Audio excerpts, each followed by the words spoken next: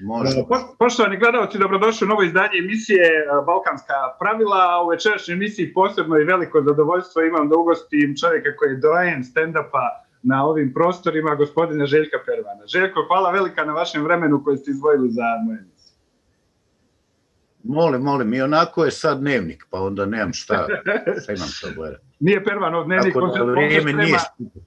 Pervanov dnevnik se sprema za vikend, ili tako? Nema Živojnjeve, Božić. Da, pa to će Božić je, pa onda nemam Živojna.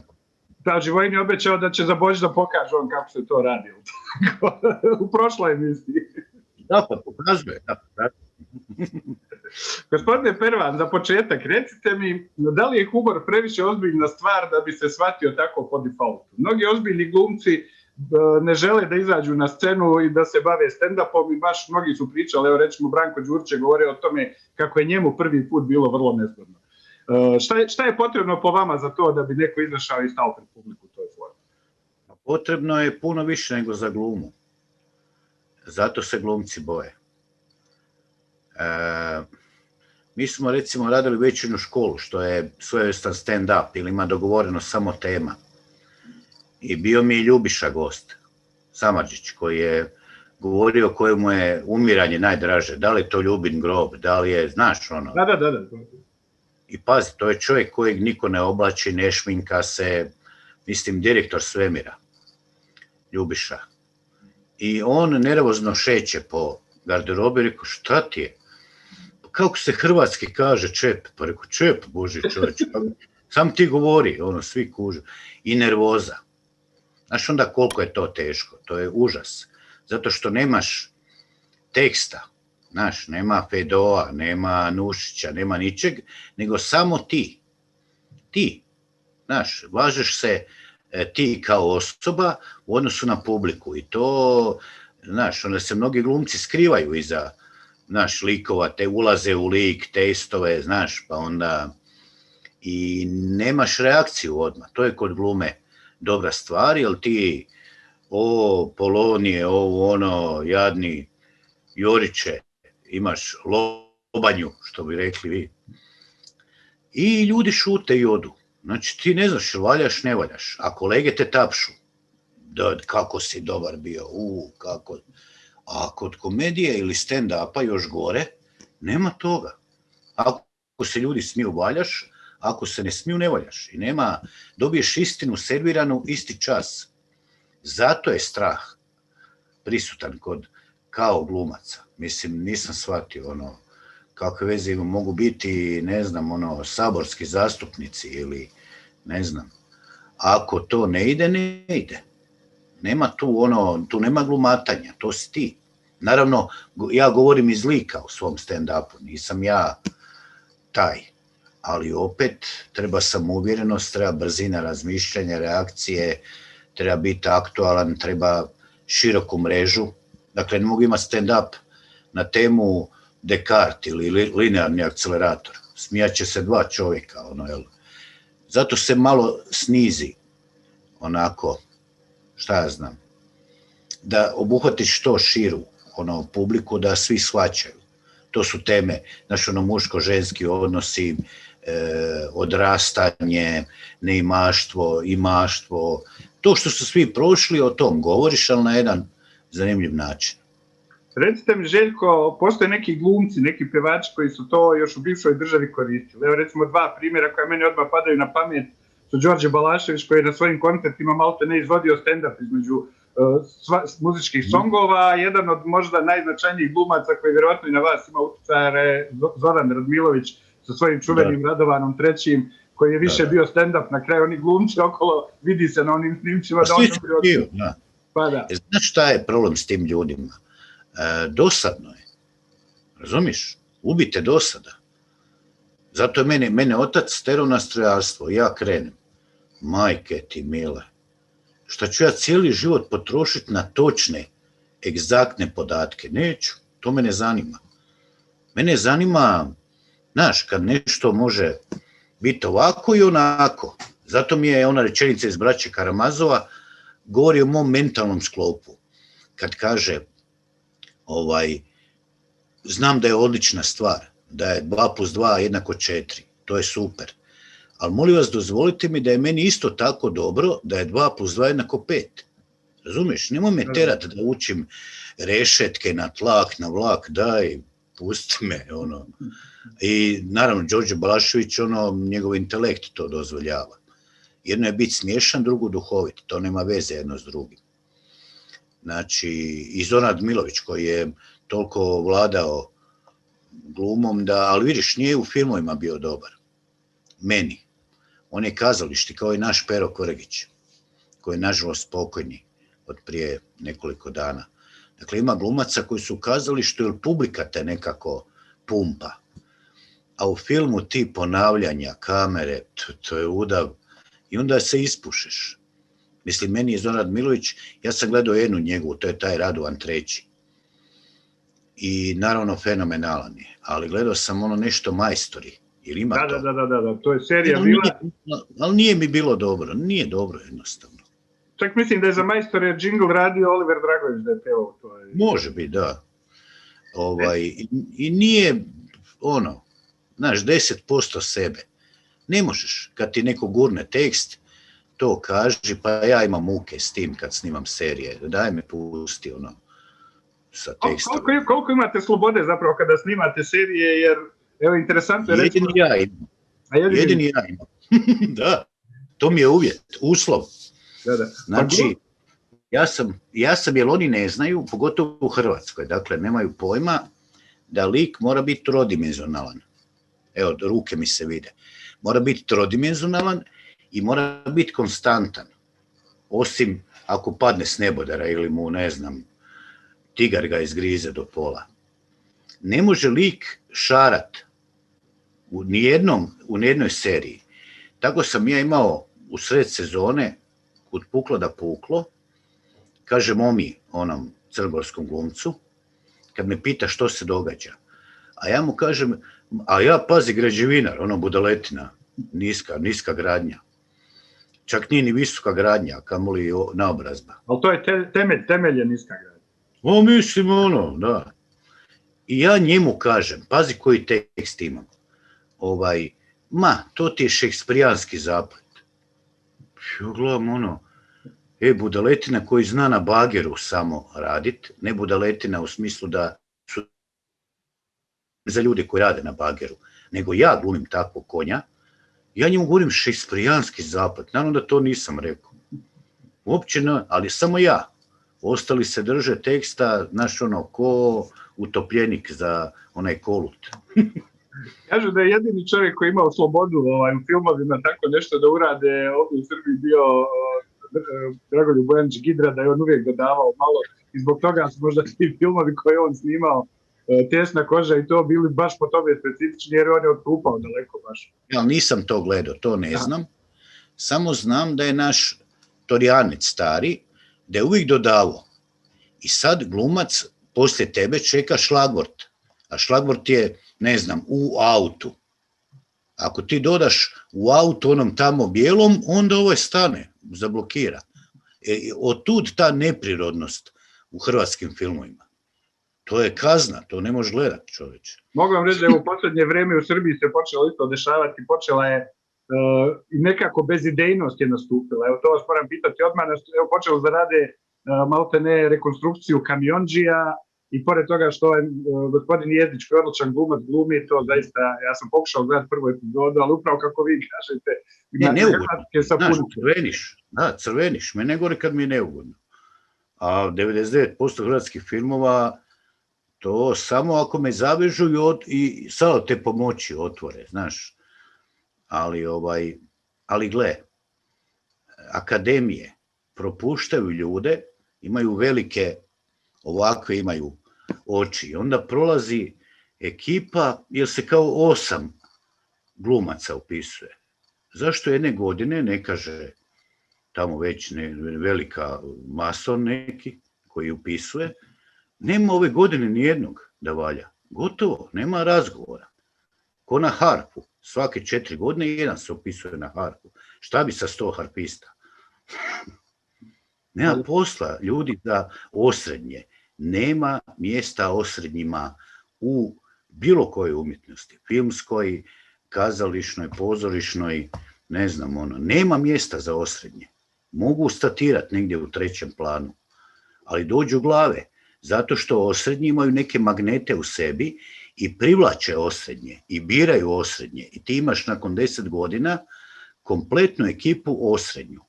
Jer trebaš biti vrlo nadaren ili talentovan da ti procjeniš ko valja. Znaš, otkud će tip koji je prosječan znat ko valja? Ne zna. Znaš, pa sam gledao hrvatske filmove gdje je poštar, pazi, budaletina s nekog brda s biciklom, ali ja kad govorim budaletina, to govorim i simpatičnih, ono nije to vrijeđanje. Dakle, spušta se biciklom, događa se u Zagorju, gdje je drug Tito se rodio. Znaš šta je Zagorje? Naravno. Ona Vukojebina tamo iz Zagreba. Blaž Tić, evo. Da. Dolazi i poštar kaže, pazi, ti kužiš da je to nastrano, gledajte, imate ovdje pismo za koji ti je? Znaš, on poštar na biciklu, polupijan, govori čisto književno hrvatski. I naravno da, padneš u nesvijest od odmah šta ima na drugom. A ne kao Regica nekad i kako je to izgledalo, je li tako? Ne, Gruntovčani su među rijetkim uspješnicama hrvatskim, zato što je na slengu. Znaš, nije se inzistiralo na čisto književnom jeziku. Moj prijatelj glumac trebao glumiti isljednika policijskog kao nekakvog policajca. I što misliš šta on kaže tipu koji radi bunu dole u Labinu, buni ljude? Što ti misliš, tko si ti? Nepodobniče jedan. Kaže policajac. Pa znaš kako policija govori? Ko si ti, znaš ono? Da. I onda naravno, film Titanic je uspjeh kako je završio prema tom filmu. Eto. Recite mi što mislite ovaj uspjeh filma Ničija zemlja koji je dobio Oskara Danisa Tanovića. Da li je to, taj film recimo, mnogo je filmova koji su snimili recimo u Bosni i Hercegovini nakon rata, recimo ova iznad Tešnja, odlična priča, ali možda Ničija zemlja nama nije toliko blizak koliko je snimljen za zapadno tržište gdje su neke uloge prilagođene baš. Recimo onaj Njemac kad dolazi tačno na vrijeme. Ma joj, daj, pusti te budaletine zapadne. Bio sam sa Richardom Gereom kad su snimali Lov u Bosni, u Jadran filmu. Prvo kažemo ženi na porti da, jel zna kako izgleda Richard Gere? Znam. Dobro, nemojte spuštati rampu. Jer smo s njim dogovorili da ima ruku kroz prozor i u ML-u crnom se vozi, čeških registracija. Naravno, rampa spuštena i ona izlazi u plavoj kuti. I 2 psa umorna, ona, znaš, Kera. Džukele. Propadaš u zemlju. I Alan Shepard, scenarist, prevede to na hrvatski jezik i kao šta ja mislim. Da vidiš tu podjelu. To mali Jovica, prvi C, osnovna škola Dosite Obradović, evo, on bi bolje. Karakterizacije naroda cijelih. Kao Srbi su svi zločinci, ovako gledaju i svi su užasno opasni i onako ubice, znaš. Hrvati su svi, ali svi, ne sad ono 10%, u trenerkama, lančići i mijenjaju devize. A muslimani, dakle, Bošnjaci su žrtve koje ovako izgledaju, onako. Ti gledaš ono... Znaš, nemaš ti budaletinima sa zapada objasniti ono, ništa. Tako da se rade filmovi za te mozgove, za ta tržišta. Kao da oni kuže te suptilne razlike, uzročno-posljedične nizove. To njima nije ništa. Sve 0-1, je li tako?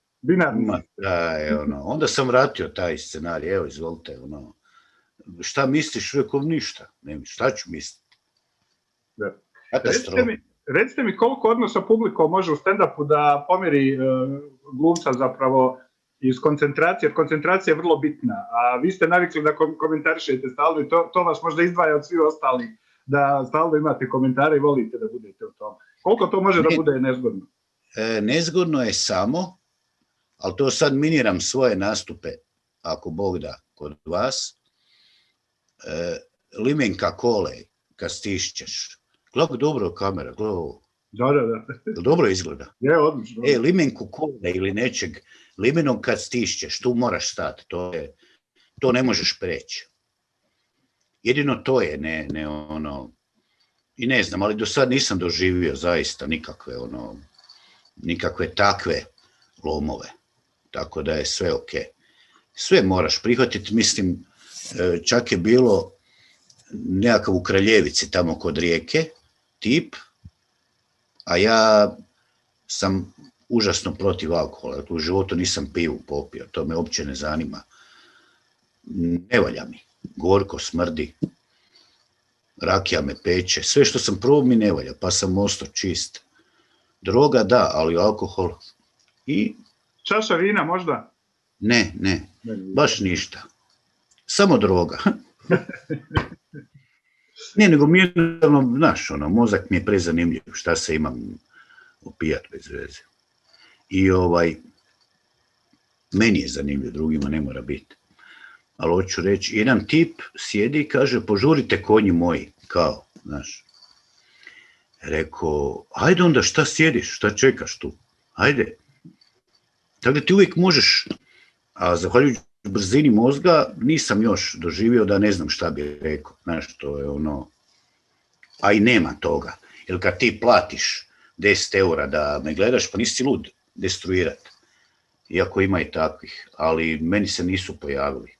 Ovo sad zvuči kao da izazivam. Da.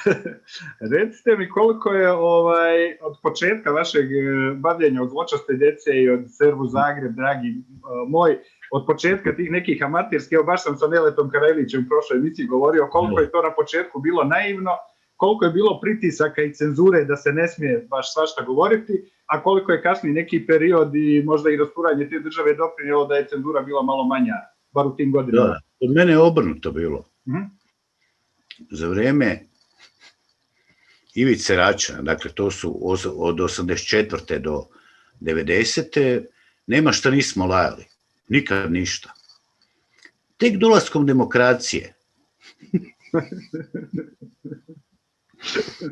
mi se skida s HTV-a, ne znam, znaš, zabranjuje, minira iza leđa i tako dalje. Demokracija je dosta opasna stvar, zato ja volim vojne hunte, to mi je uzor. Da se sjetimo pokojnih. Vojna hunta, brate. Pokojnih da se sjetimo, jel? Da, vojna hunta i to ne visok čin, znaš, to ne valja, nego major, kapetan, to je posao. Recite mi ovo sad interesantna stvar, vjerojatno ste ispratili ovo jučer šta se desilo u Americi, u Washingtonu, Da. pokušaj revolucije. Pa ja sam često nekako u šali govorio da izgleda da nije 30 godina da mi kasnimo za Zapadom, nego da je Zapad zapravo za nama kasnio 30 godina, jer njima se to dešava sve. Ja sam pitao jednog američkog prijatelja koji je, pazi što mi napravi, učio me američki sleng, jer sam trebao u Chicagu nastupat, ne? Baš oni imaju taj sleng. A to engleski, moj engleski, to tamo pola ne razumiju. To mora baš biti američki, seljački. I Joe Soluco se Guba zove, profesor, i otvori aktovku, pazi umove, otvori aktovku, doneo sam ti najbolju knjigu na svijetu. Ja gledam znaš, uopće reći za neku knjigu da je najbolja na svijetu. Kad neki velika očekiva, neko smeće američko. Rekao, Joe, ljubavi, kako smiješ pored Rusa? Kako se usuđuješ pomenut, što bi rekli, književnost? Pored Rusa, alo. Dostojevski je rekao 25 bolesti psihičkih opisao u svojim djelima prije što su otkriveni, si ti normalan. Onda se uvredio. Kužiš, to su ti oni su ti onak. Isto imaju gradove, Pariz, Venecija, znaš, kao... New Amsterdam je bilo prvo ime, kao tako. Da. Onda sam ga pitao šta držite u muzejima, stare pegle ili frižidere, šta? Pa dobro, možda sad, evo jučer smo vidjeli ovaj kostim u ovome kongresu sa rogovima. Može, kažu da bi to mogao biti sljedeći, je li Nije, nego previše demokracije, znaš, to ti je to. Jer ljudi kako ogreznu u teror i teroriziraju narod, imamo primjere u svijetu, tako ogreznu u demokraciju. Znaš, ogrezniš u demokraciju. Ne valja, najbolje je onako malo čvrsta rukica, malo onako pridavit narod, jer narod je bezobrazan, to je ono đubrad.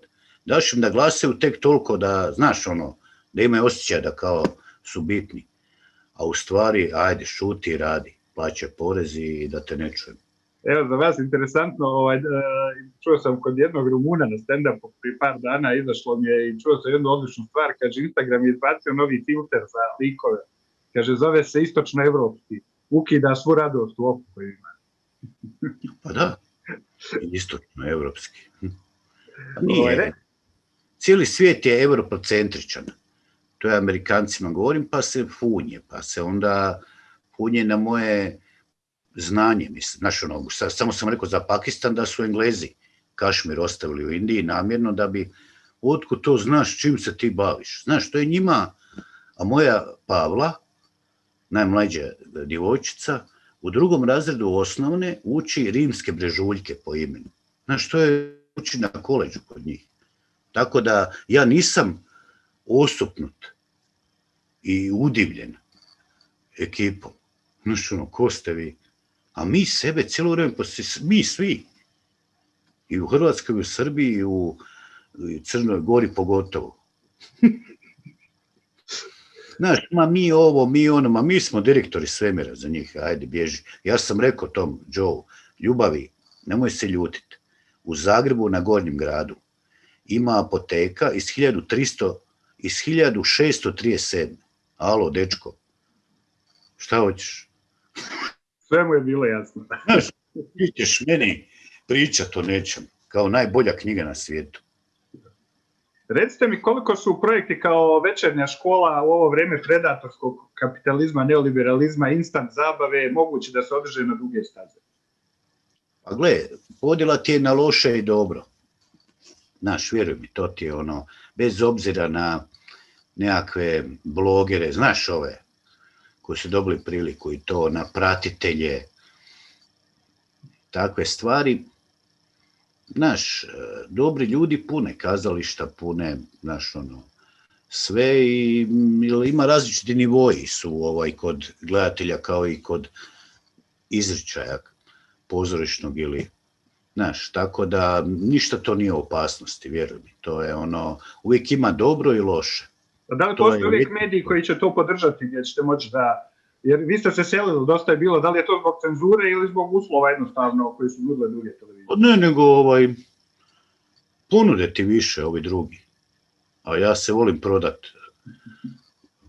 jer shvatio sam da je bolje imati više novaca nego manje, to je, zvuči apsurdno, ali je tačno.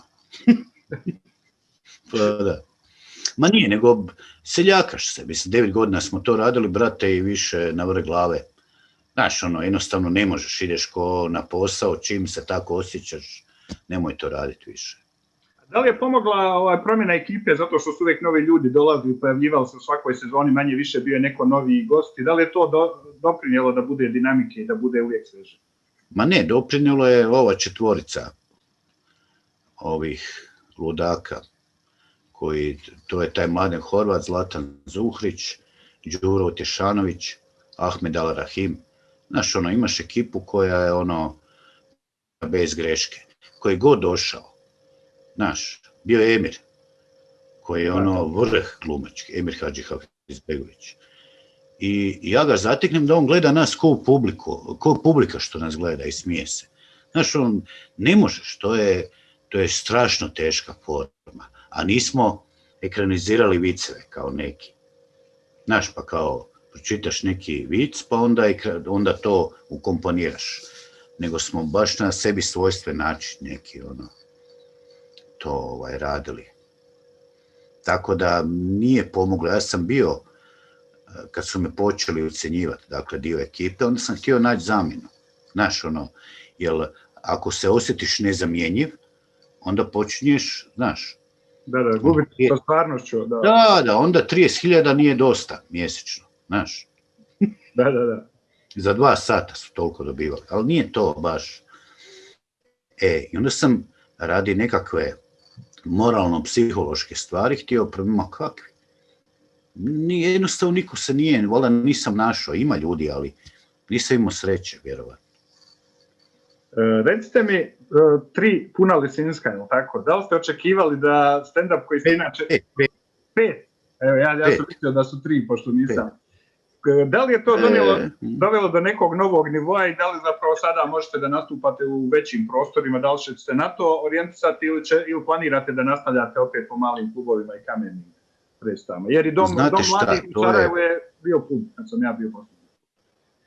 Pa, znate što, rodio sam se, kao što se ljudi rode bez jednog bubrega ili bez, ne znam, nečega, ja sam se rodio bez treme, uopće.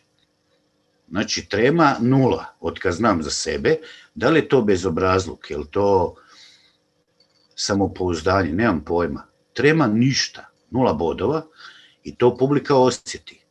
Ali taj prvi put bilo je 1850 ljudi u Lisinskom i toliko nema na stand-upu kod nas ljudi.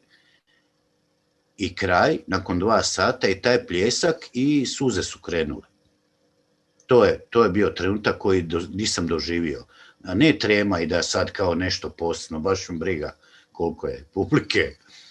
Ali to je ne znam, naježiš se od ugode, od pobjede i od ne nad nikim, nego od pobjede životne, koja ti govori da nisi promašio.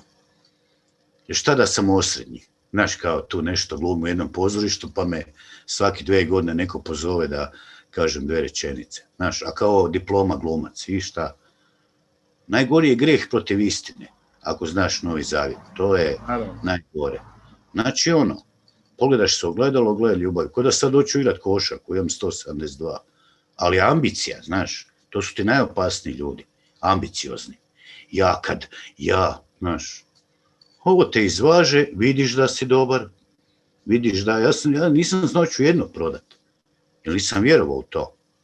Ma rekao, daj, bježi, kako je Lisinski, znaš, tamo dolaze orkestri od 50 ljudi, di ću ja sam. Pa onda, znaš, morat ćemo drugu, već je otišlo, morat ćemo treću, ja gledam u ženu. Gospođo, šta vam je? Ide. Dakle, neočekivano je puno ljudi bilo, i osjećaj je strahovit. Strahovito dobar kad nastupiš pred tako puno ljudi. A meni isto, ili je 200 ili je 1850, koliko je bilo, nisam osjetio, samo dobiješ još energije, znaš, pa je trajalo 2 sata, onako. Možda je publika drugačija, ona koja baš ne bi išla po klubovima, malo stariji, recimo, ozbiljniji ljudi koji ne bi sebi dopustili da idu po klubovima, ali tu su se našli na svoju. Pa ja sam na početku, Lily Tiger klub se zvao, tada nisam uopće znao šta je stand-up, mislim, I nazove me vlasnik, hoćeš, to je početak bio moj.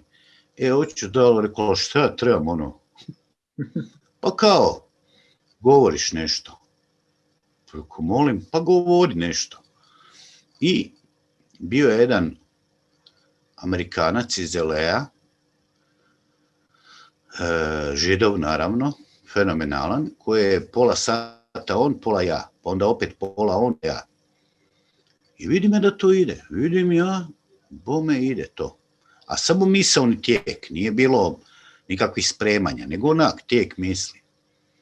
I ja me razinio, jer sam se zezao na Dostojevskog, dakle na Zločin i kaznu. A to je za Amere, znaš, uopće ne zna o čem govorim. Ali bio dobar ti, bezobrazan ko pas. Ali je dobar. Bezobrazno dobar. Kaže da mi imamo kao puno ljepše prostitutke nego oni. Onak 2 žene sjede napred, a engleski diplomatski kor, znaš, sjede 2 žene, je li to cjenik vaš ili od kuće? Znaš, baš bezobrazan ko pas. Poslije ga pitam, pa dobro, kako to možeš? Kaže, to možeš kad si star ko ja, imao je negdje 64 godine. Kaže, u tvojim godinama to ne smiješ, ali kad si stara konjina, možeš sve. Baš je iskusan. Tako da, to su bili počeci. I kasnije, kroz tu školu, kroz nekakva promišljanja, jednostavno ti onak padnu te iskrice, nema tu sad ću ja sjest pa pisat. ko u Seinfeldu, u pola noći se probudi pa zapiše. Ma ne, nema toga. To je ono, gledaš oko sebe, sloboda u glavi i vidiš nenormalne stvari svugdje. I to onda još u krajnost i u tekst pretvoriš. Tako da ja mijenjam tekstove, ono, svaki godinu dana 20-30%, ali ne možeš brže. Ne ide. Mislim, ide ako bez veze tamburaš, onda možeš imati sat vremena tjedno. Moram da vas pita jednu stvar koju često spominjete i šalite se u Pervanovom dnevniku posebno. Da li je paradigma odnosa između Srbije i Hrvatske postala Severina Kojić-Keba, jer u Zagrebu je sve veća pomama za tom folk muzikom, a u Beogradu pop pevači iz Hrvatske pune arene i pune dvorane. Jel to možda su se poželili jedni drugi ili šta mislite do čega je to? Nemam pojma, ja to ne slušam, niti moja djeca, niti me to zanima, niti Severina Kojić, to je potpuno mimo mene onako prolazi, nego meni su ti bitni odnosi među ljudima. Zato je Mladen Živojin, a ja Želimir. Tu gradimo, onda čitamo vijesti o Novosti, ja Večernji, znaš ono, on Blic, ja Jutarnji. Ja se trudim u dnevniku da što više životnih situacija pokažem, da se isto, život nas isto šamara, isto nas boli, isto, razumiješ? A ove neke šatroface, šta me briga za razni Kojić, uopće ne znam ko je to, majke mi moje, ja to ne zanima me. Mene zanima, znaš ono, Milan iz Karlovca, kako je njemu, a ovo drugo, čim si ti u novinama, ne zanimaš me. Da. Tako ja gledam na to. Na Hrtu 2 prije jedno 15 godina kada ste radili, baš mislim da je bila druga sezona ili treća večernje škole, iza večernje škole petkom, mislim da je termin bio petak navečer, išla je večernja škola pa Bitangi i princeze. Dakle, ja sam tada živio u Banja Luci i to je bilo vrijeme kad se nije izlazilo u grad, zapravo kad se sjedlo pred televizorom da se ta 2 sata provedu. Tako, nakon toga nisam primijetio ni u Hrvatskoj, ni u Srbiji da je neki ozbiljan humoristički projekat bio u sklopu kao ta 2. Da li se to nešto desilo? Evo da zaključimo s tim jer smo o tome malo već govorili. A nije, nego je teško. Razumiješ? Pusti priče, ja ovo, ja ono. To je, znaš, to je ko lud je normalan. Ja htio gledat par minuta, propao u zemlju. Kako ću to gledat? Znaš, to je meni ono, prepoznajem viceve, znaš, ono, kreveljenja. Nema toga. Zato je meni taj židovski i engleski humor dobar. To mi je, moraš biti stone face, nema tu podboltavanja teksta, ti počpracavaš tekst sa kreveljenjem, odmah si voljno. I jako je teško napraviti dobru humorističku stvar. Pa ti imaš u svijetu 15 autora, 15, u cijelom svijetu 15 autora koji rade sitkome, 15, ne 800.000. Razumiješ, to je užasno teško. Nabrojiš za čas šta valja, za čas nabrojiš. Ono, na prste, ako nisi na pilani radio, na prste obje ruke nabrojiš dobre stvari. To je užasno teško, užasno. Ali to je, ljudi se brane od toga da je to kao niži oblik. Mene su na HTV-u napali zato što mi je tematika nije ne znam kakva. Znaš, kao ono, to je trash, jer su teme bezvezne. Ja gledam u ljude, znaš ono, a tema mi bio i Hamlet i lutkarska kazališta i to, ali kao tema, koji su rekao teme u mučkama? Lutkine napuhivanje, mikrovalna, onako, kakva tema, nije bitna tema. Znaš ono, šta je Kafka se pretvori u kukca, možeš misliti teme je, daj me ne pili. To je, kad ne znaju, onda moraju naći, znaš, nešto da ti kao tu nešto. Pa to je najgore, ja mislim, u svakoj oblasti da imamo kritičare, ljude koji nisu ništa stvorili na životu. Meni je, recimo, to u sportu najinteresantnije kad, recimo, neki komentator koji nikad fudbal u životu nije igrao, pa kaže, Sebo je Ronaldo. To. Ja sam dobar tu bio, pazi. Igra Inter i Rijeka, ne da je dosadno u Zaprešiću kod Zagreba. I uopće ne mogu vjerovati da je neko reporter. I Blažičko, znaš Blažičko? Kako ne? Blažičko i ja kao mi komentarišemo i svako malo nas ubacuju. Dosade, majke tim. Najzanimljiviji je aut. To je točka. Ja cijelo vrijeme miniram, jer ja ne mogu ozbiljno shvatiti neku takvu glupost. Dosadnom, hladnom, magluština, ovi po travi nešto gure u loptu. Mislim, ja obožavam nogomet, ali daj me, nemoj pilit. I Blažičko jadni, požalio je dan kad sam ja s njim bio. Kao padne gol, ne znam ko je poveo Rijeka, kao tu golman nije mogao ništa napraviti. Kako nije mogao ništa napraviti? Pa mogu je obraniti.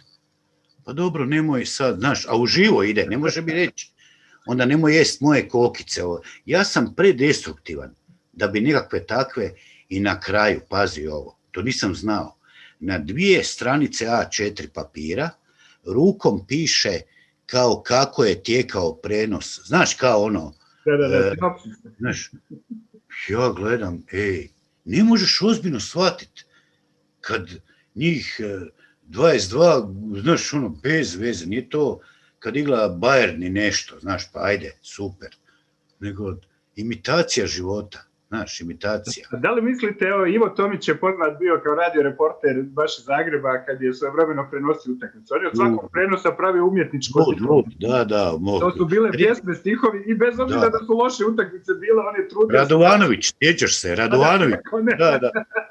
Ne, ali Fred je talentiran, znaš, Sine je talentiran za to. Ne može svako, Sjećam se jednog tipa, ne znam ko je igrao, ali to smo umirali od smijeha, i na muk. Znaš, ništa. Ovi igraju kao nogomet i tišina.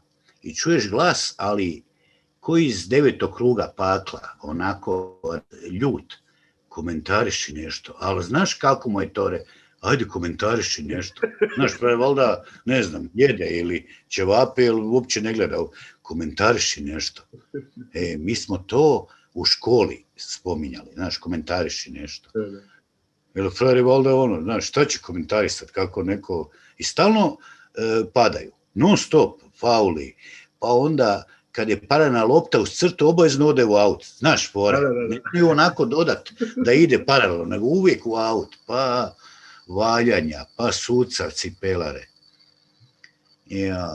Željko, recite mi ovo, nevjerovatno je nešto na političkoj sceni u cijeloj Evropi što se desilo. Pogotovo u nekim zemljama, ajde da kažem, Italija, meni interesantno, živio sam u Italiji, vi ste često u Istri, pa vjerovatno ima tog nekog utjecaja tamo. Beppe Grillo je 20 godina ili 30 bio disident, novinar, bavio se stand-upom, punio je stadione, na kraju napravio političku organizaciju koja je napravila haos u Italiji. Da. U Ukrajini je stand-up komičar postao predsjednik Ukrajine. Da, i u Sloveniji je bio. Da. Da li to znači da je to neka otprilike predvorje politike? Da li ste vi razmišljali da se bavite? A ne, nego nema tu razlike. Pazi, ko ti je recimo u politici, pravnik. Sad ti imaš jednog pravnika, znači advokata i stand-up komičara. Po čemu je on kvalificiraniji? Ti znaš pravo završiti, to moraš biti dosadan, ne smiješ imati život, učiš to napamet, knjižurine. Ti moraš biti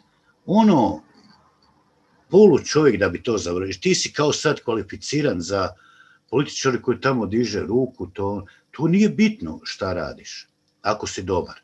Znaš, ako zaista nastojiš nešto. Ja sam bio na ovim izborima, ali sam odmah rekao, ljudi moji, ja sam ko podrška tu neka, kao zezam se, ali ni slučajno. Pa daj zamisli mene u odjelu, kao što ti je tu iza.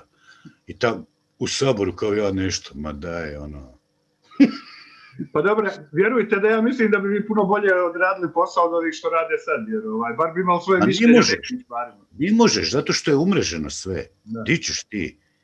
Jedan političar, sadašnji, a i bivši, bio je 2 tjedna u Saboru. I bi rekao, zašto si otišao? Kaže, ja pomenuo da bi trebalo dječji odjel bolnice u Osijeku. Svi se smiju. Znaš, ti nešto kažeš šta bi trebalo, sprdaju se s tobom. Daj, znaš, šta ćeš, odeš, normalno, pa nisi lud. To je ekipa koja će vječno biti kod nas. Znaš, nema kod nas promjene. To ne zaboravi. Glasanje nije ništa. Šta je to? Ništa. Pa to je interesantno. Jednom je gospodin Šeks to upravo rekao kad je malo vidno pripit pri jednom analizi nekih izbora. On je rekao, svakako se džaba nervirate, ništa se u Saboru ne odlučuje, to gremi van Sabora sve radi. To je obavezni lik. Znaš, kao sad ljudi Sabor, pa onda se bore kao za svoje lokalne, to vjerojatno i u Srbiji tako, znaš. Ista priča. Kao tip iz Pančeva, ja hoću da u Pančevo uopće, nit ga ko šljivi, nit će to biti nešto. 0 bodova. Može samo odlučiti premijer, predsjednik i par ljudi odlučuju. Ovo drugo ti je sve da bi to izgledalo, razumiješ, nekako kao... Da, to ono, kao vidiš ti kako je to lijepo demokracija. Ali vidite, u Hrvatskoj se pojavilo u svakim izborima se pojavi neka nova stranka koja napravi neki kratkotrajni, od Oraha, Mosta, Živog zida, Kolakušića, svi naprave neki kratkotrajni rezultat. Da li mislite da bi Škoro mogao napraviti nešto dugoročno, jer on ipak malo studioznije to ne prišao? Pa gle, problem je sa ostvarenim ljudima, koji su se ostvarili u životu, kao Miro. On je ostvario se kao pevač, je bogat. Znaš, tako da, ja sam gledao, da Miro nema me davit s tim. Ali on zbilja misli kao da može se nešto. I to će misliti dok ne shvati da jahanje mrtvog konja. Znaš, i ljudi se boje promjena. Puste ti, mi smo plemena, Apači, kod vas su Siuksi, znaš, Čajeni su u Srpskoj, crne noge su u Federaciji. Čirokezi, jel? Čirokezi u Crnoj Gori. Znaš, mi plemenski se vodimo, znaš. Ovo su moji, on je dobar, znaš, bez veze uopće. I pravo glasa ima neka baba iz Gračaca, ona uopće ne zna da postoji, da je živa još. Ona isto okružuje. Di ćeš ti to? To su Rimljani, patrici, plebejci, marš i gotovo. Znaš, treba žito od kukolja probrati. Ne vjerujem ti ja u našu, to moraju proći jedno 50 godina još, znaš, dok neki umru, brate, više žive po 100 godina i stalno na vlasti. Dok se to malo, znaš, prirodno otpadnu. Inače, isto, vidit ćeš, nema nikakve razlike. Evo jedan šlagvort za ovo pitanje. Mene sad u Sarajevu često napadaju zbog nastupa, ali u Hrvatskoj se izmijenilo nekoliko stranaka, ako ništa 2 glavne stranke, pa bile su tu i, kažem, i Most, Živi zid. U Srbiji se promijenilo par ovih nekih stranaka, i Koštunica i Đinđić na kraju, a u Bosni nakon 30 godina gradonačelnik Sarajeva sad se bira Bogić Bogićević. Da. Dakle, ono što je bilo prije 30 godina ponovo se vraća. To ti Lesi se vraća kući, znaš. Ne možda su mislili da kao možda je bilo dobro, znaš. Pa reći da počnu, da. Ma ništa. Bosna je jadna, znaš, nemam ti ja puno vjere u to, vjeruj mi. Žao mi je, ali, znaš, ne znam, ekonomija je zadnja stvar. Znaš, da ajmo sad nešto raditi, ajmo kakvi. Samo kombinacija. Znaš, jadni ljudi, dogod evo u Istri, koju si ti rekao s pravom, ja pola živim u Zagrebu, pola u Istri. Pojma nemaju ko, šta, uopće ih ne zanima. Ali uopće, jer mi vjeruješ, šta, delo, to je rad. Ja pijem u Buzetu sa Kajinom, znaš onom političara, Damir Kajin, IDS. Našli se na Učkoj, prije tunela i ajmo kakva Buzet, ajmo. 5:20 popodne. Mi pijemo kavu, Damir i ja, dakle Kajin, ja i konobarica. Nigdje nikog, prazan Buzet. Rekao, šta je ovo? Znaš, ja navikao u Zagrebu, znaš. Kaže, pa rekao, di su ljudi? Pa na poslu. Rekao, kako na poslu? 5:20, šta lažeš? Ne. Oni kad dođu s posla, brzo pojedu i u šparoge, vinograde. Znaš, ti nemaš vremena za gluposti. Znaš, ljudima treba oduzeti vrijeme za gluposti.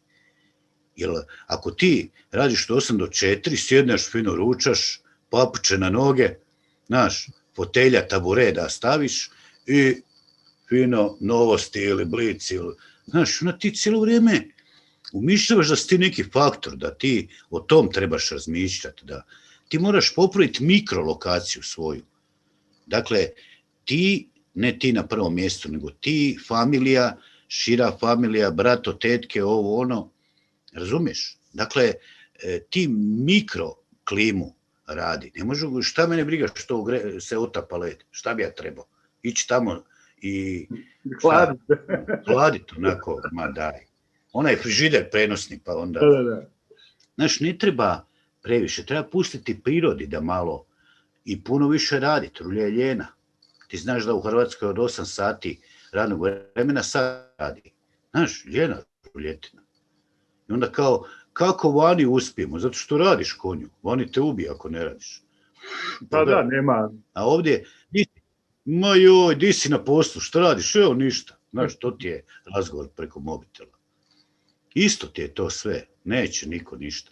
Ja imam neku rodbinu dole u Velikoj Drenovi kod Trstenika, Kruševac. Tetka mi je tamo i ekipa, i Mišo, tetak. Ja prije znam, kad su oni tek se prije 100 godina upoznavali i vjenčavali, to ti je nekakva šumadija gdje ima bilo voćki, znaš, ono, sve šminka. Prebogato. Da. Danas dođeš, ono, 0 bodova. Samo kupus posađeno ko kuća. Niko ništa.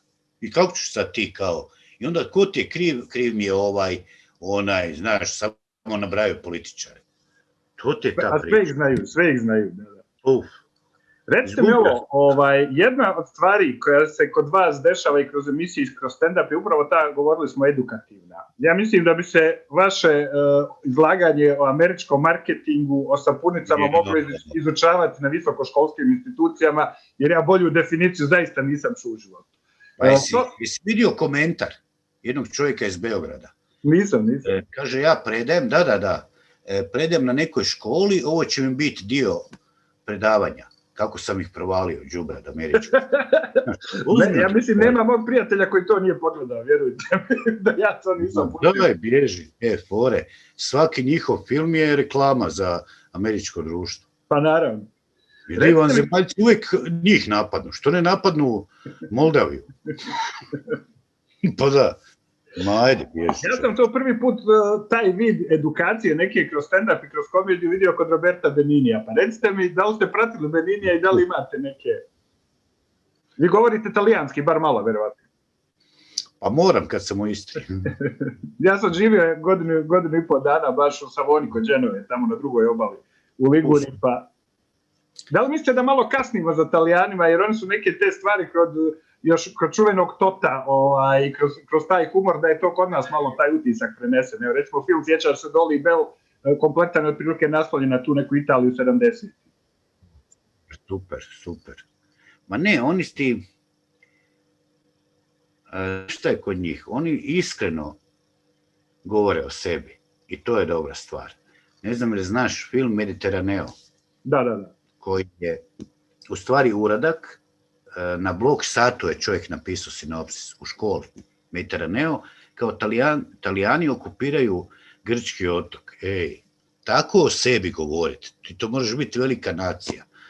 Skup nekakvih smiješnih likova, bez vezarija, fenomenalno. Onda brdo iznad Milana. Da, onda avion, pa svi bježe. Kuš, oni su napravili sebe. Šta imaš tu sad sebe veličat? Mi kad dođemo, mi smo, znaš, to samo mali rade. Pušu se. A veliki, brate, znaš, evo, takav sam i izvuku najgore i najsmješniji svojih nacija. I naravno ekraniziraju. To je super. Tako treba. Inače, Talijani pusti ih. Dolazimo jest u Istru. Bože, to je Tamo je pizza kat jedna, prije Trsta nekakva selendra. 30 eura. Na pice. I onda naravno dođu u Istru, pojedu sve što hoda, prima za kvaku, sve požderu. Samo dolaze jest u Istru. Đubrad. Vidite, ja sam primijetio kod Italijana jednu stvar, bio sam u Neumu jedne godine, nešto je bilo, sin nije mogao ići u inostranstvo, pa je morao biti u Bosni i Hercegovini, onda sam primijetio da Italijani idu za Dubrovnik, ali da su svi fantastično informisani jer kupovinu vrše u Neumu, znaju da je jeftinije i dole se ne može ući u tržni centar. No daj, šta ti je, koji Dubrovnik, to nema. Kava 4 eura, 5 eura, a đubrad, a tamo je isto toliko, znaš, to je problem, što se oni kao čude. Znaš, kako je skupo, rekao, onda ljubavi odi kući, šta si došao, ako ti je skupo. Naravno da nije, ali očekuju kao mi smo pleme, nekakva mala državica, oni nas zovu Slavo, dakle Slaveni, to je pogrdno. Ali gle, zlato moje, vide vile s bazenima po Istri, ovo ispadnu im oči. Nikad nijedan Talijan, mi rentamo vile, žena i ja. Imamo 2 u Istri, znaš, nikad Talijan ne dođe. 3.000 eura tjedan. Samo kamp i... Znaš, pustite njih, to su fore. Uvijek su Njemci, Austrijanci, Švicarci, znaš, ova bogata đubrad. A oni u kampu lijepo i fino srdele i ubije se od srdela. Nisu oni baš neka... Znaš, ja njih ne mogu shvatiti ko nekakve... Pričali su mi, Istrijani. Dakle, nešto... Jako su bili gadni za vrijeme rata. Znaš, onako odvedu muškarce u logore i onda kad udari glad po jadnih djeci i ženi, onda đubrad otkupljuje. Znaš, to su radili Italijani. I ne mogu ih, Istrijani ih ne mogu žive vidjeti. To nije istina da su oni kao priklonjeni. Jer su baš bili pokvareni. Ali nije mi jasno kako oni mogu se furat na nekakvu čistoću rada. Znaš kako Italijani izgledaju? Ne, jasno. Ja sam pričao sa raznima, pa oni govore s nostalgijom za te, kad su išli po osvajanju u Etiopiji, recimo, to nostalgično pričaju o tome, koji išli se bore za Italiju. Da. Jako su osvojili Etiopiju. Oni su hrabri inače, znaš, jako zeznuto, jako hrabri. Pazi, u akciji Oluja, Oluja, ova pustinska Oluja, da, točno. Bili su Talijani sa 2 Eurofightera i oba se izgubili. Jedino Talijani. Znaš, onda su odleteli negdje za... Nemaš, čovječe. Oni su, malo moda, pa nakit fake, znaš, pa bižuterija, pa eto, to dizajn. A ovo, brate, muške stvari, nemoj se petljati. Pusti. Ali su fora. Vi ste kritičar i savremenog društva i među prvima ste, recimo meni interesantno da iz Hrvatske i kroz Ivana Pernara i kroz vaše nastupe bila prva zapravo kritika Evropske unije. To se vrlo rijetko i u Bosni i Hercegovini, pogotovo u Srbiji, može čuti. Vi ste to na humorističan način iznijeli, ali niste zapali u zamku da uđete u jugonostalgiju kako to većina ljudi koji počne da kritikuje sadašnji sistem pada u tu zamku. Recite mi koliko su nove generacije koje odrastaju, pošto ja sam primijetio to, odrastaju s babama i s dedama sve češće, i onda im oni pričaju nostalgično o tim vremenima u koja su imali i svojih prednosti i svojih mana, ali niko ih kritički ne sagledava. Šta vama pomaže da se kritički sagledate? Pa gledajte, ja sam 62. rođen, znači znam što je bilo i kako je bilo. Ono što je dobro je bila... Dakle, ta nekakva sigurnost, ti se zaposliš u prvoj petoljetki i do smrti si tamo. Nema, znaš, sada će ti neko reći, ajde marš ili ništa. Znaš, zaštićena vrsta, što je dobro i loše. Znaš, ima onako, nije baš savršeno da ti niko ništa ne smije, a pijan svaki dan dolaziš na posao, a ne možeš dobiti otkaz. I neki stvari je bilo samo... Mislim da su sad svi narodi ostvarili u svojim državama. Znaš, ne vidim ništa loše, samo loše rat. To je ono, ko budaletine neke. Znači, ti vidiš Češku i Slovačku, ajde, doviđenja, koliko su vam dužni, znaš, ovdje juriš drugovi, znaš, valjda, niko nije normalan. I to ti je ta priča. Znači, ovi koji pričaju da je prije bilo bolje, laže đubrad, ili se ne sjeća. Ja se sjećam, nema WC papira, WC papira, brišeš se svećenim listom, a drug Tito na svim stranicama, moraš paziti, znaš, moraš obilaziti da neko ne naiđe na ostatke. Onda nije bilo kave, mi smo u Austriju išli, kave nema u državi, Onda znaš koje je ludilo. U Austriji smo išli po kavu. Nije bilo ovog zejtin, što vi kažete, ono ulje za prženje, da. Ulje na platnu, zejtin na čaršavu, znaš. Da, nije bilo, da, nema benzina kao, znaš te fore. Točkice, kuponi, par, nepar. Onda, kod nas u kvartu, svaki drugi dan po 8 sati nema struje kao redukcija. A ja istovremeno gledam u Australiji kao se reklamira da trošiš struju, kao trošite. Ti vidiš da, znaš, u školi te uče da zapad trune. O čem govorite? Znaš, tips, teorije praksa, samo socijalizam. I ja htio imati 2, jer me je stid imati više iz toga. I pozove me, Ester Antonija se zvala, prekrasna jedna žena. Ostani Pervan, ja ostanem, ne smiješ imati 2. Zašto ne bi imao 2? Ićeš na razgovor. Znaš, mislim, to je selo, to je bilo seljačija, znaš kakva, malo već, ideš na razgovor. Otac mog prijatelja, neću sad o imenima, pazi, najinteligentniji, najljepši tip, nažalost je umro, kojeg sam sreo u životu. Fenomenalan lik, rodom iz Cazinske krajine. Rekao je kao student da, vidiš ti, kaže, primetio kako ko se vozi, a ko ide pješke, to je rekao. 5 godina, 2 mjeseca na Golom otoku. 5 godina, 2 mjeseca. Pokazivao mi je bilježnicu gdje je morao hvaliti ovog koga je kaznio. Hvala, svaka ti čast što sam ja na Golom otoku, znaš. Tako da te fore o nekakvom savršenoj državi je u teoriji, ali u praksi, brate, znaš, ajde me pusti na miru. Znaš, samoupravljanje. Ko će upravo letine s tvornicama? To je nema razred osnovne škole. To menadžeri, vrhunski sa dobrom lovom. Ako pogrešiš ko u Kini, samo tetejac i gotovo. Moraš paziti. Da. A recite mi što mislite ko nakon 70 godina i mimo ovih ratova koji su prošli sada, mediji potenciraju u okviru jedne nacije, dakle to više sad nije međunacionalni, ali potencira se na podjelama i u Hrvatskoj i u Srbiji, partizani, četnici, partizani, ustaše. Zašto to mediji rade? Da li su instruisani negdje iz inostranstva da su to neke teme, jer to među realnim narodom zapravo nema. Mi smo ti zaključili od vrha pa do normalnih, kojih je 90%, da, znaš, mene su pitali, pazi, intervju o nastupu Lisinskom, partizani ili ustaše upitnik. Ja gledam, znaš, kud sad to pitanje, rekao, do 45. partizani, naravno, do 45. I onda nisu objavili to. Nemoj me pilac, zna se da se treba uzeti puška i boriti protiv budaletina koje dolaze okupirati, znaš, ko, pa šta bi ja sad trebao biti? Znaš, konj koji će s njima ući u kolo, pa nisam lud. Nema razgovora.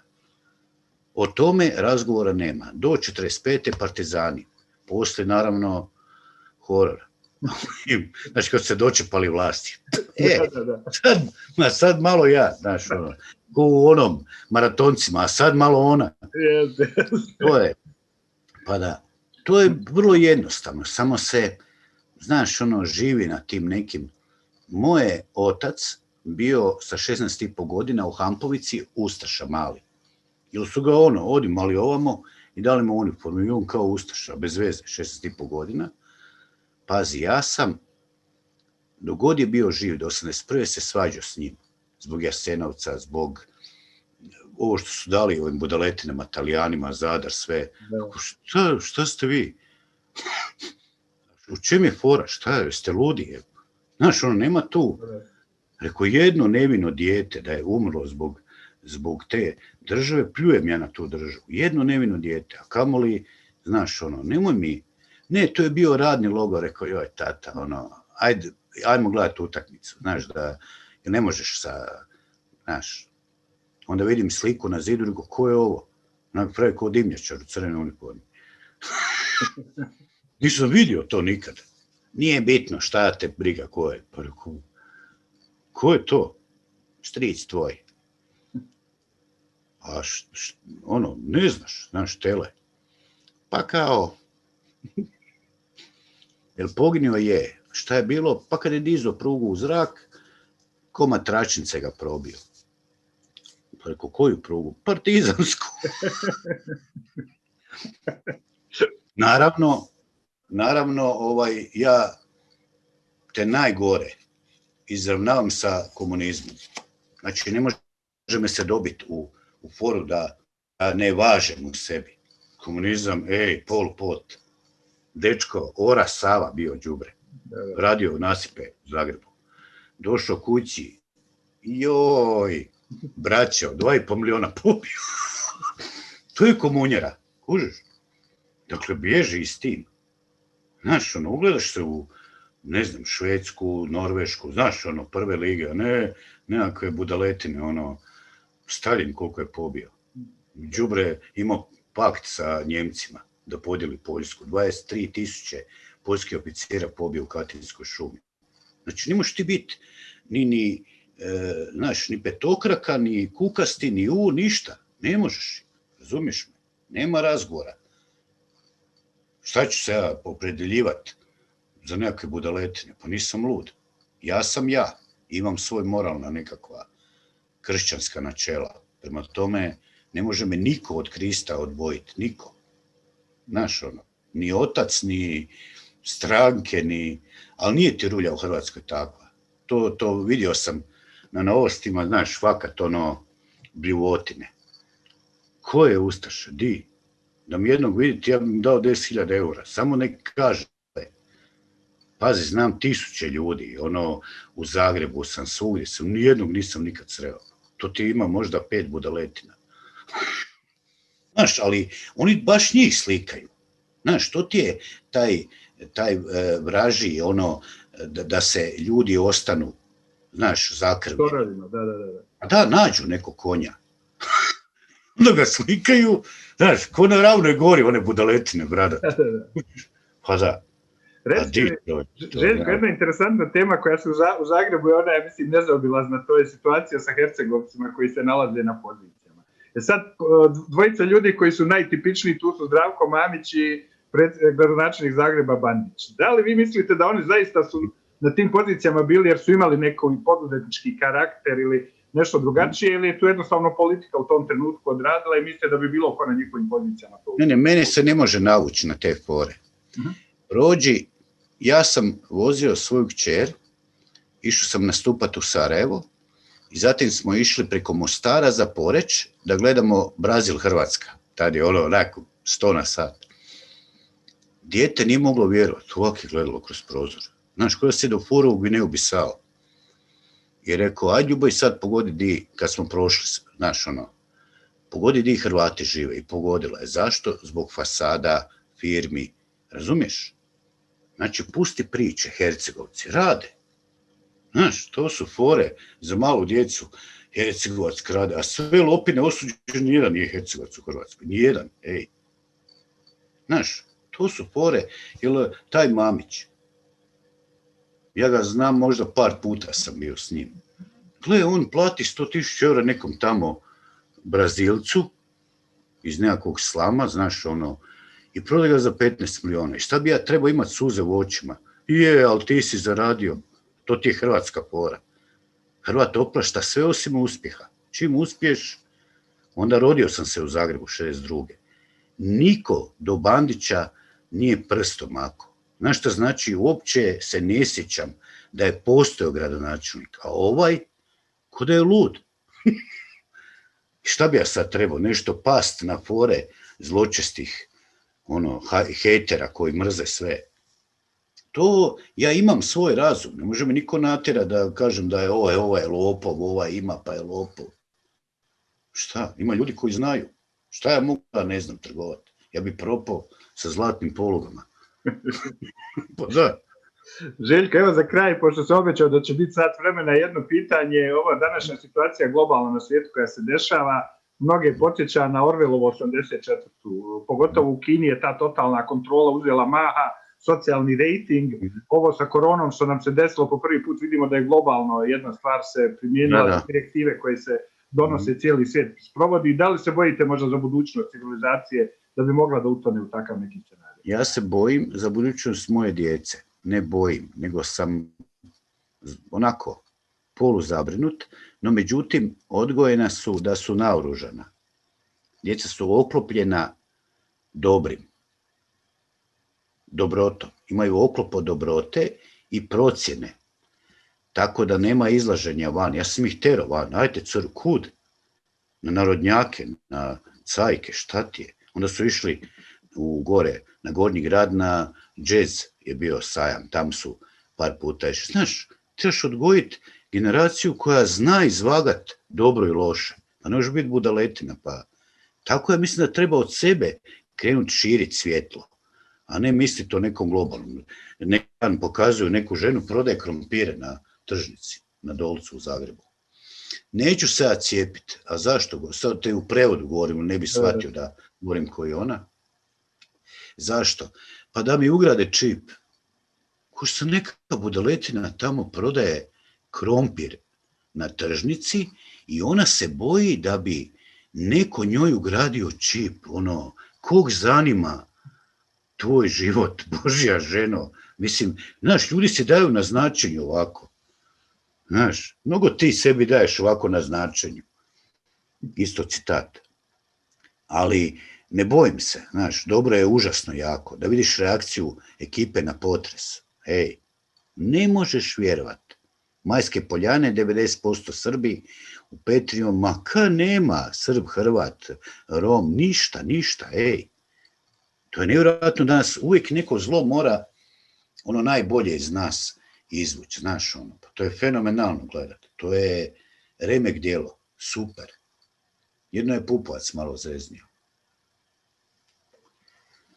Dobro, ja sam jednom prilikom sam na jednom intervju bio u Sarajevu, pa sam ga pitao kako je moguće uopšte da govorio cijelo vrijeme o dobroj saradnji sa SDP-om i o tome kako je najbolji status Srba. Onda sam ga pitao pa kako državate HDZ-ovu vladu toliko godina.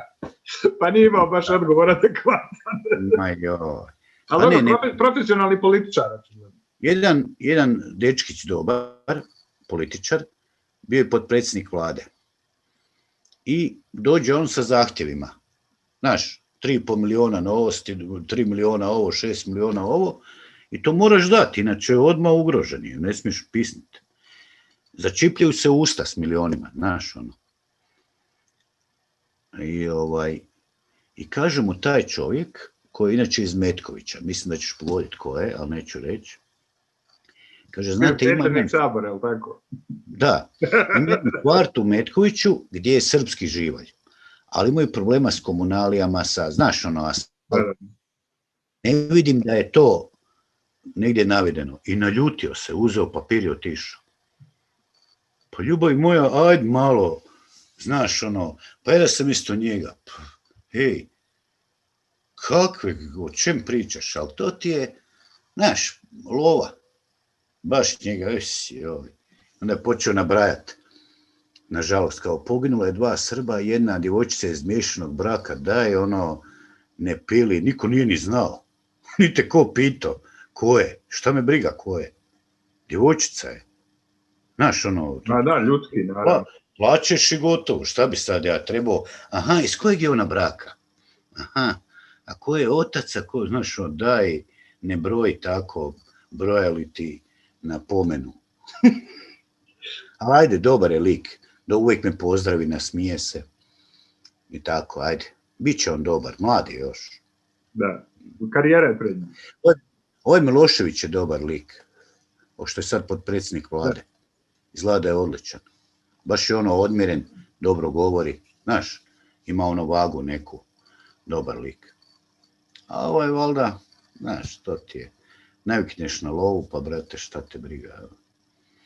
A Rulja nema Evropska unija, a nema ni vodu, ni struju, baka. Poludio sam.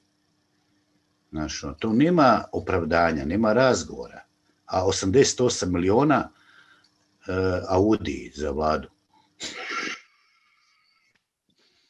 Tu bi ja, ono, znaš, pobjesniš, a ne mogu ništa napraviti. To je najgori pozicija, ono. Ali dobro. Gospodine Pervan, hvala velika na gostovanju u ovoj emisiji. Hvala. Nadam se da ću imati priliku još jednom da razgovaramo.